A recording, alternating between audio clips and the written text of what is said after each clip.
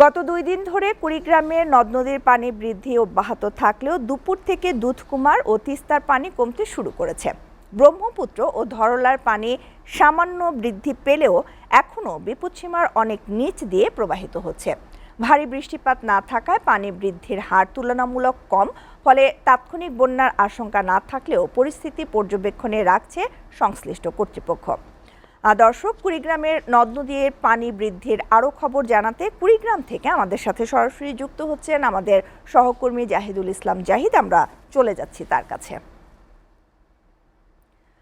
জাহিদ, আমরা যেমনটি পড়ছিলাম যে ২ দিন ধরে তো কুড়িগ্রামের নদ-নদীর পানি বৃদ্ধি অব্যাহত আছে এবং দুপুর থেকে দুধকুমার এবং তিস্তার পানি কমতে শুরু করেছে। এছাড়া আর কি তথ্য আছে আপনার কাছে?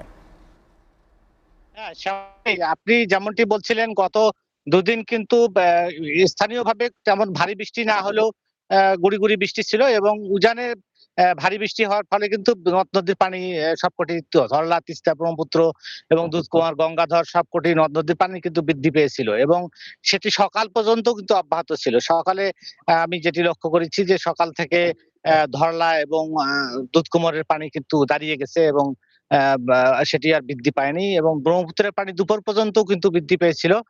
তিস্তা তিস্তাও দুপুর থেকে একবারে দাঁড়িয়ে গেছে এবং ১ সেন্টিমিটার করে কমেছে, এমনটাই আমি যেটা জানতে পেরেছি। এবং এই নদীগুলোর পানি কমার ফলে কিন্তু আমাদের যে বড় বড় নদীগুলো আছে এগুলোর আমি যদি ফিরিস যে আপনাকে জানিয়ে রাখি একটু, ধরলা কিন্তু ২ সেন্টিমিটার বৃদ্ধি পেয়ে ৫১ সেন্টিমিটার নিচ দিয়ে প্রবাহিত হচ্ছে। দুধকুমার পাটেশ্বরী পয়েন্টে ১৪ সেন্টিমিটার নিচ দিয়ে প্রবাহিত হচ্ছে। ব্রহ্মপুত্র নুনখাওয়া পয়েন্টে ১ সেন্টিমিটার সকাল থেকে ১ সেন্টিমিটার বৃদ্ধি পেয়ে দুপুর পর্যন্ত ১২টা পর্যন্ত ১ সেন্টিমিটার বৃদ্ধি পেয়ে ৬৫ সেন্টিমিটার নিচ দিয়ে প্রবাহিত হচ্ছে। চিলমারি ১ সেন্টিমিটার বৃদ্ধি পেয়ে ৩৭ সেন্টিমিটার নিচ দিয়ে প্রবাহিত হচ্ছে এবং কাউনিয়া কিন্তু আপনার ৩ সেন্টিমিটার কমে ৩৬ সেন্টিমিটার নিচ দিয়ে প্রবাহিত হচ্ছে। ফলে নদীর বিপদসীমার অনেক নিচ দিয়ে পানি প্রবাহিত হয়, কিন্তু দুকুল দিয়েই পানি প্রবাহিত হচ্ছে। সে কারণে কিন্তু আপনার কোনো অঞ্চল প্লাবিত হয়ে পড়েনি এবং স্থানীয় মানুষজন সঙ্গে আমি কিছুক্ষণ আগে কথা বলেছি। তারা বলছেন যে যেভাবে পানি বাড়ছে এবং যেভাবে কমছে তাতে যে তারা শুনছিলেন যে বন্যা হবে, সেটি তারা পূর্ব অভিজ্ঞতা থেকে তারা বলছিলেন যে না, আর এখন বন্যা হওয়ার আশঙ্কা তারা করছেন না, এমনটাই তারা বলছিলেন। আমি এ বিষয়ে পানি উন্নয়ন বোর্ডের নির্বাহী প্রকৌশলী হাসান